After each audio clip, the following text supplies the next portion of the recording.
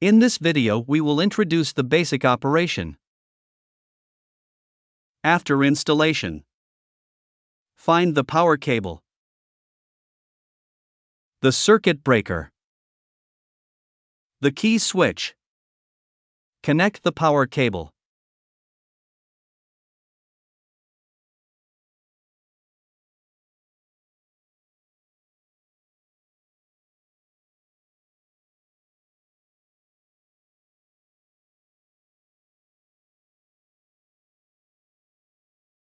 Turn on the circuit breaker. Turn on the main switch. Insert key switch. Then open the machine.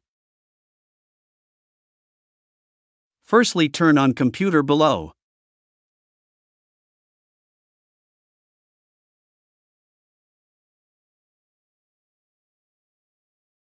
Turn on the emergency switch. Turn on key switch.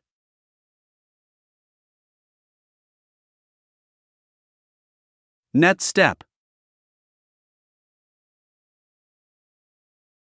Open software. Take off the lens cover.